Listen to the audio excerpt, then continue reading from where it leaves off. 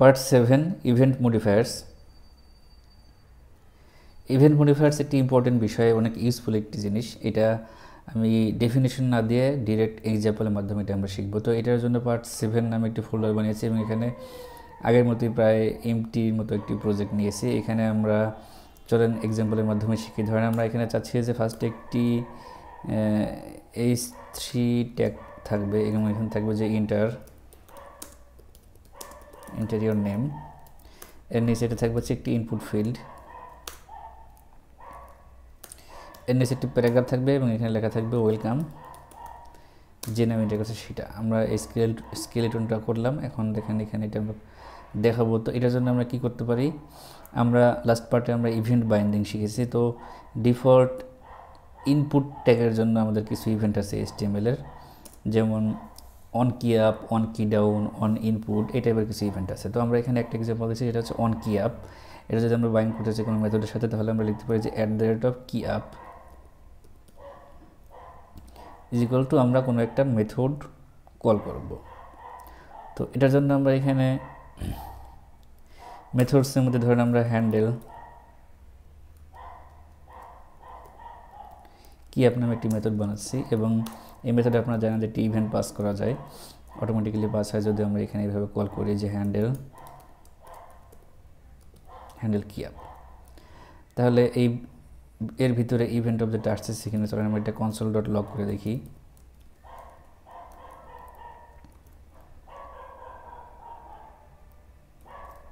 আসতেছে, অর্থাৎ আমরা কিছু টাইপ করলে এখানে ইভেন্ট পাচ্ছি। দেখেন এই ইভেন্টটা একটা HTML জাভাস্ক্রিপ্ট নেটিভ ইভেন্ট। এই ইভেন্টের মধ্যে টার্গেটের মধ্যে আমরা এই নেটিভ ইনপুট এলিমেন্টটাকে পাবো এবং তার ভ্যালুটার মধ্যে আমরা এই কি এখানে টাইপ করেছি সেই ভ্যালুটা পেতে পারি। তাহলে এটার জন্য যদি আমরা এখানে লিখি যে e.target.value, তাহলে কিন্তু এর ভিতরে যা টাইপ করা হয়েছে সেটা আমরা এখানে পাবো। দেখেন এখানে আমরা পাচ্ছি এটা। ওকে, তাহলে যদি আমরা এখন এটাকে দেখাতে চাই, দেখানোর জন্য আমরা একটি ভিউ ওয়েতে দেখাই। ভিউ ওয়ে যেটা করা হয় সাধারণত ডেটার মধ্যে সব প্রপার্টি ভ্যালু রেখে এগুলো দিয়ে কাজ করা হয়। তো আমরা এখানে নেম নামে একটি প্রপার্টি রাখতেছি, ধর ভ্যালু ইনিশিয়ালি এমটি ছিল ধরেন। এখানে আমরা যেটা করব, দিস ডট নেমটাকে আমরা এই টাইপ করে ভ্যালুটা দিয়ে রিপ্লেস করে দেব। তাহলে এটাকে আমরা এখানে যদি দেখাই, ওয়েলকাম দিয়ে দিস, এখানে দিস দিতে হবে না, সরাসরি যদি এখানে নেম এভাবে দেখাই তাহলে দেখেন কি হয়। আমরা যদি এখানে, আচ্ছা এখানে ডাবল কার্লি ব্রেসটা বাইরে হয়ে গেছে।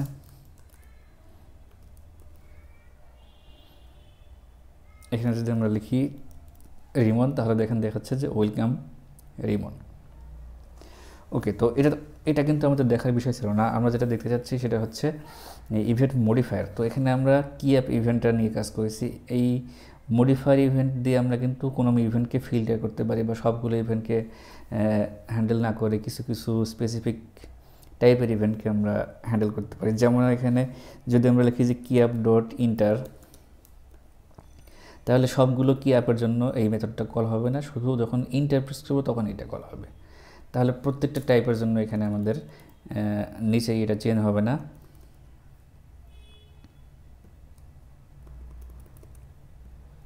এখানে যদি রিলোড করি তাহলে দেখেন এখানে প্রত্যেকটা টাইপের জন্য নিচের ভ্যালুটা চেঞ্জ হচ্ছে না, যখন আমরা ইন্টারপ্রেস করব তখন এটা চেঞ্জ হবে।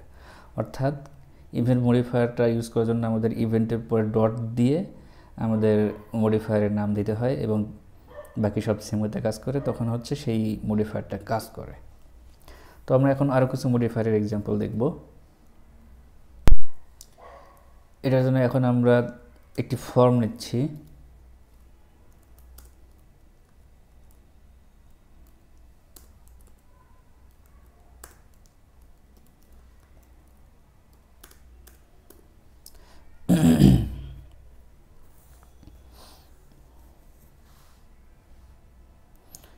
ধরেন এখানে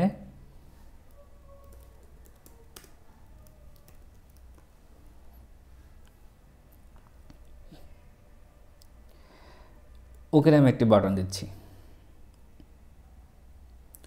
তাহলে কিন্তু আপনারা জানেন যে HTML ফর্মগুলো কিন্তু সার্ভারে ব্যাকএন্ডে সাবমিট হয় যদি আমরা যে কোনো একটা অ্যাকশন দিই এখানে, সেই অ্যাকশন যে ভ্যালুটা দেবো এখানে, যে ইউআরএল দেবো সেই ইউআরএল এখানে এটা সাবমিট হবে। বাট যদি আমরা কোনো ইউআরএল না দিই তাহলে এখানে ডিফল্টভাবে যে ফাইলে আমরা ছিলাম সেই ফাইলে সাবমিট হবে। তো আপনারা ধরতে পারেন যে যদি আমরা এখন এই বাটনে ওকে ক্লিক করি বা button type equal to submit দিই এখানে, এবং value is equal to okay দিই, আচ্ছা এখানে ভ্যালু দিতে হবে না, input type equal to submit দিলে ভ্যালু দিতে হয়।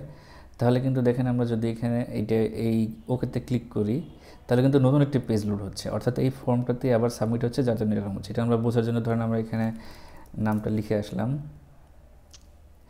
আচ্ছা এখানে লেখার সাথে সাথে তো এখানে হয়ে যাচ্ছে, আমরা এখানে এটা মডিফায়ারটা তুলে দিচ্ছি। তাহলে ধরেন এখানে আমরা যদি রেমন লিখে এখানে এটা ছিল, এখানে যদি ওকেতে ক্লিক করি তাহলে কিন্তু ফর্মটা সাবমিট হয়ে যাচ্ছে এবং সব ডাটাগুলো ডিস্ট্রয় হয়ে যাচ্ছে। বাট কিন্তু আমরা যদি চাই যে কোনো একটা ফর্মে সাবমিট করলে ইনস্ট্যান্টলি ওই ফাইলে সাবমিট হবে না, আমরা জাভাস্ক্রিপ্ট দিয়ে কিছু ভেরিফাইয়ের কাজ করব অথবা যে কোরি অ্যাজাস দিয়ে ফর্মটা সাবমিট করব, তো এই টাইপের কাজ করতে চাইলে কিন্তু আমরা যেটা করি সেটা হচ্ছে এই সাবমিটের ভিতরে আমরা ধরেন আমরা এখানে একটা কাজ করি যে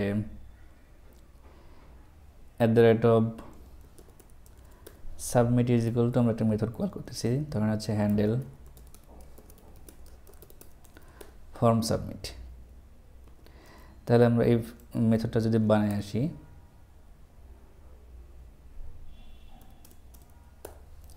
হ্যান্ডেল ফর্ম সাবমিট, এখানে কিন্তু আমরা একটা ইভেন্ট পাবো।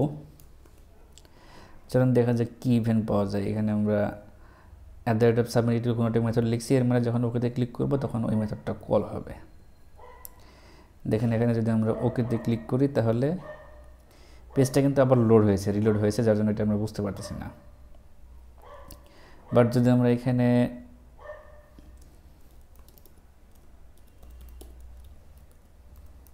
console.logটা করে দেখি, চলুন দেখাই কিনা আগে দেখে আসি।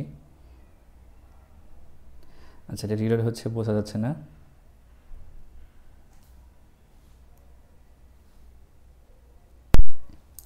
এখানে যদি আমরা চাই যে ফর্মটা সাবমিট হবে না, এখানে আমরা সাবমিট হওয়ার আগে কিছু কাজ করব এবং সাবমিটটাকে প্রিভেন্ট করব।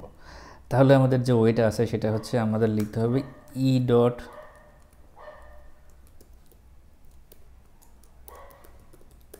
Prevent default. এটা আপনারা জানেন যে এই প্রিভেন্ট ডিফল্ট অনেকগুলো কি ইভেন্টে এটা ইউজ করা যায়, যেমন এই অ্যাঙ্কর ট্যাগের ক্লিক ইভেন্টটাকে যদি আমরা প্রিভেন্ট করতে চাই এভাবে লিখতে পারি, এবং ফর্ম সাবমিটে প্রিভেন্ট ডিফল্ট, এভাবে অনেক কিছু ইভেন্টে প্রিভেন্ট ডিফল্ট লিখে আমরা অনেক কিছু প্রিভেন্ট করতে পারি। তো ফর্মের এটা ইভেন্টটা প্রিভেন্ট করার জন্য এভাবে লিখতে হয় যে prevent default। তাহলে এখানে কি হবে দেখেন, যদি আমরা এখানে ক্লিক করি তাহলে ফর্মটা কিন্তু আবার করে সাবমিট হলো না। এটা চেক করার জন্য চলেন আমরা এখানে একটু দেখে আসি। আমরা নামটা লিখলাম এবং এখানে ক্লিক করলাম, দেখেন এটা রিলোড হয় নাই এবং ডাটাগুলো ডিস্ট্রয় হয় নাই এবং এখানে আমরা ইটা এখানে পাচ্ছি, ইভেন্ট অবজেক্ট এখানে পাচ্ছি।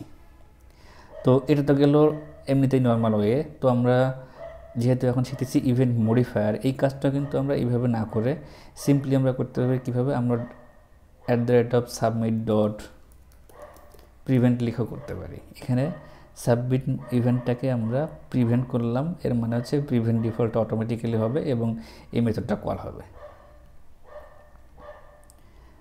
তাহলে কিন্তু আমাদের এখানে ক্লিক করলে এই ফর্মটা সাবমিট হবে না, আমাদের এই প্রিভেন্ট ডিফল্ট লেখার দরকার নেই এবং এখানে আমরা চাইলে ইভেন্টটাকেও নাও ইউজ করতে পারি, ইভেন্ট আর্গুমেন্টটা।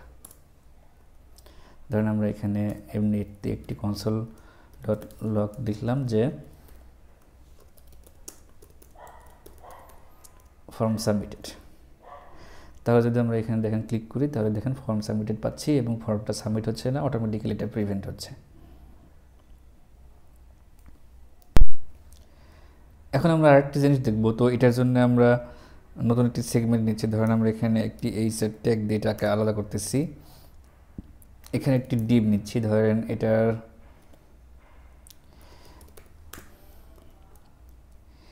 এটার ক্লাস দিচ্ছি কার্ড, সংক্ষেপে বোঝার জন্য। ধরেন আমরা এখানে একটি কার্ড নামে একটি ক্লাস নেই এবং আমাদের স্টাইলে এটা অ্যাড করে আসি। ধরেন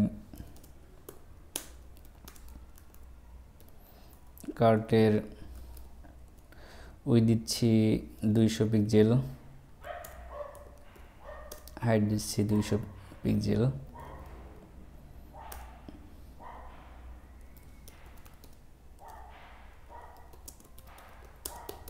এবং একটু বর্ডার দিচ্ছি। তাহলে এখানে যদি আমরা কার্ডটা দেই তাহলে দেখেন এখানে একটি কার্ড আসছে। আচ্ছা, আমরা একটু হাইট উইথ কমাই দিয়ে আসি, ধরেন 100 আমরা ইউজ করব, এবং এই সাইডের পরে একটি লাইন ব্রেক দিচ্ছি বোঝার সুবিধার্থে। তাহলে দেখেন আমাদের এখানে একটি কার্ড আসছে। ওকে, এখন আমরা যেটা বোঝাতে চাচ্ছি সেটা হচ্ছে, ধরেন আমরা কার্ডের কিন্তু একটা ডিভ এবং HTML-এ কিন্তু ডিভেরও ক্লিক ইভেন্ট দেওয়া যায়। এখানে আমরা যদি আমরা লিখি যে @click = হ্যান্ডেল কার্ড ক্লিক নামে একটি মেথড কল করলাম, এবং এখানে যদি আমরা লিখি যে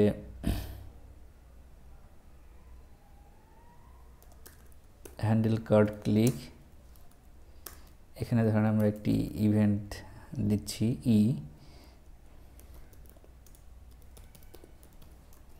console.log e। তাহলে কি হয় চলেন দেখে আসি। আমরা যদি একটা রিলোড দিই এবং এই কার্ডের উপরে ক্লিক করি তাহলে কিন্তু আমরা একটি ক্লিক ইভেন্ট পাচ্ছি, মাউস ইভেন্ট, এই কার্ডের উপরে ক্লিক করলে। ওকে, বাট এখানে আমাদের এটাও দেখার বিষয় না, আমরা দেখবো হচ্ছে ইভেন্ট মডিফায়ার। এখন কিন্তু আমি এখানে যে ক্লিক করতেছি এটা হচ্ছে লেফট মাউস ক্লিক করতেছি, লেফট মাউস বাটন। আমাদের ক্লিক ইভেন্টেরও মডিফায়ার আছে, ধরেন আমি দিচ্ছি যে click.right, তাহলে কিন্তু এখানে এই ক্লিক ইভেন্টটা তখনই কাজ করবে যখন আমি মাউসের রাইট বাটনটা ক্লিক করব। আমি যদি এখানে লেফট ক্লিক করি এখন আর এটা কাজ করবে না, আমি যদি এখানে রাইট ক্লিক করি তাহলেই কাজ করতেছে।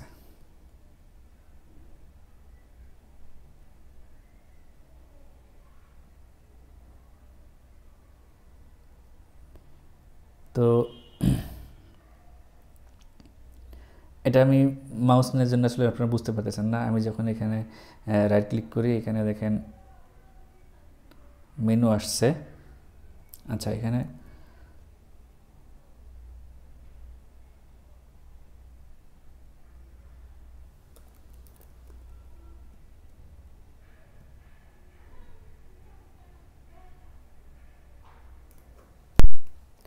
আমরা পেজটা রিলোড দিই নাই, যার জন্য বুঝতে পারতেছি না। আমরা এখানে যদি পেজটা রিলোড দিই তাহলে দেখেন এখানে click.left দেওয়া হয়েছে, এর মানে যদি আমরা লেফট ক্লিক করি তখন এটা কাজ করবে, রাইট ক্লিক করলে এটা কাজ করবে না।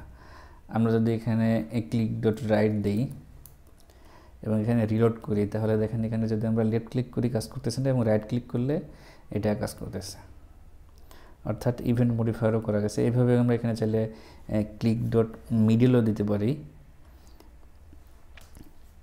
আরেকটা জিনিস দিতে পারি, সেটা হচ্ছে, সেটাও একটু এক্সাম্পল দিতে বোঝাইতে হবে। তো এটার জন্য চলুন আমরা একটু কাজ করি, সেটা হচ্ছে এই কার্ডের মধ্যে আমরা একটি বাটন নিই।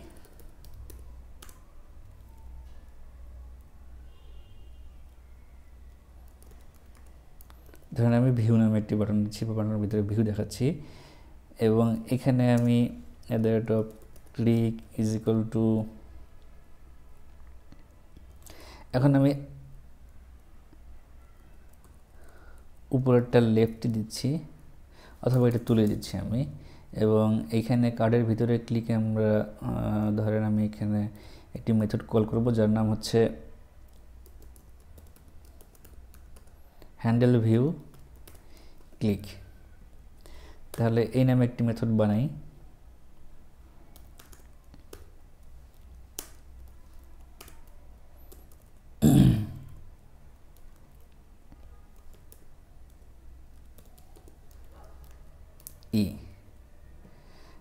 এখানে একটু বোঝার সুবিধার্থে ধরেন আমরা এখানে দিচ্ছি যে console.log card clicked, এবং সেম জিনিসটা আমরা এখানে দিচ্ছি যে ভিউ ক্লিকড। ওকে, তাহলে আউটপুটটা কেমন হয় চলেন আমরা দেখি। এখানে এটা সেভ করি, এটাও সেভ করি, রিলোড দেই। তাহলে দেখেন এখানে কার্ডে ক্লিক করলে কার্ডের ইভেন্টটা লগ হয়েছে এবং কার্ড ক্লিকটা লগ হয়েছে। এখন যদি আমরা ভিউয়ে ক্লিক করি তাহলে ব্যাপারটা কী হয় দেখেন, ভিউ ক্লিকটাও কল হয়েছে এবং কার্ড ক্লিকটাও কল হয়েছে, অর্থাৎ দুইটা ইভেন্টই কাজ করছে। তাহলে যদি আমরা চাই যে কার্ডে ক্লিক করলে বা কার্ডের ভিতরে যে কোনো জায়গায় ক্লিক করলে কার্ড ক্লিক দেখাবে, এবং ভিতরে যদি আমরা ভিউর উপরে ক্লিক করি তাহলে শুধু ভিউ ক্লিকটাই দেখাবে এবং আগের কার্ড ক্লিকের কোনো ইভেন্টটা হ্যান্ডেল হবে না বা ওই মেথডটা কাজ করবে না, এটা আমরা কীভাবে করতে পারি? এইটা করার জন্য একটা ওয়ে আছে, সেটা হচ্ছে এই যে আমরা ভিউয়ের হ্যান্ডেল ভিউ ক্লিক লিখছি, এর মধ্যে যে ইভেন্টটা পাচ্ছি, যদি আমরা লিখি যে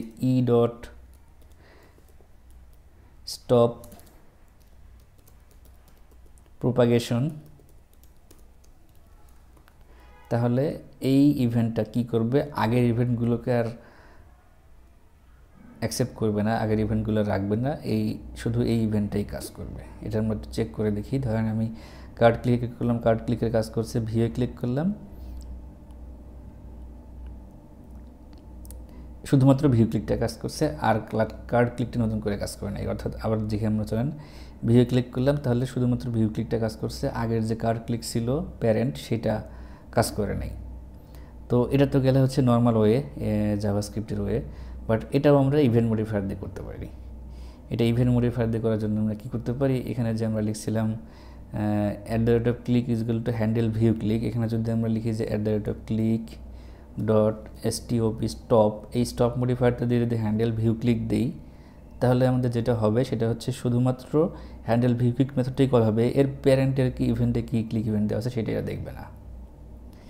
তাহলে এখানে যদি আমরা এটা আবার রিলোড করি, তাহলে দেখেন এখানে যদি আমরা ভিউ ক্লিক করি, শুধুমাত্র ভিউ ক্লিকটাই কল হয়েছে। এটা কল হয়েছে কারণ হচ্ছে এখানে স্টপ প্রপোগেশন দেওয়ার জন্য তো ওটা না দিলে হয়তো স্টপ প্রপোগেশনটা এখন বাদ দিলে ওইটা কাজ করবে। ভিউ ক্লিক করলে আমাদের শুধু ভিউ ক্লিকটাই কাজ করছে। এখানে এই স্টপ প্রপোগেশন দেওয়ার জন্য, স্টপটা দেওয়ার জন্য স্টপ প্রপোগেশনের কাজটা হয়ে গেছে।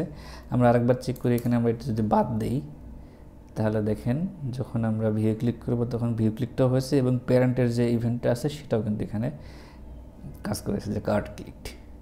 কিন্তু যদি আমরা এখানে স্টপটা রাখি, স্টপ মডিফায়ার দিয়ে, তাহলে এখানে ভিউ ক্লিক করলে শুধু ভিউ ক্লিক হবে, আগের ইভেন্টের ক্লিকটা কাজ করবে না। তো এটা আসলে কখন দরকার হবে? আমাদের কিন্তু অনেক সময় আমার দরকার হয় যে আমরা কোনো একটি শপিংয়ের ওয়েবসাইট আছে বা ই কমার্স ওয়েবসাইটে কোনো একটি কার্ডের ভিতরে একটা প্রোডাক্ট দেখাচ্ছে, সেই প্রোডাক্টের যে কোনো জায়গায় ক্লিক করলে প্রোডাক্টের ডিটেলস দেখাচ্ছে, বাট অ্যাড টু কার্ড নামে একটা ভিতরে বাটন আছে ধরেন, যেখানে ক্লিক করলে ওই ডিটেল দেখাবে না, সরাসরি অ্যাড হয়ে যাবে। এই টাইপের কিন্তু অনেক কেস কিন্তু আমাদের আসতে পারে যেখানে এই ধরনের স্টপ প্রপোগেশন কাজটা দরকার হবে এবং আমরা স্টপ মডিফায়ার দিতে করতে পারবো। তো এই ছিল আজকের ভিডিও। আশা করি আপনারা সবাই বুঝতে পেরেছেন যে ইভেন্ট মডিফায়ার দিয়ে অনেক গুরুত্বপূর্ণ কাজ কত সহজে করতে পারি। ধন্যবাদ সবাইকে।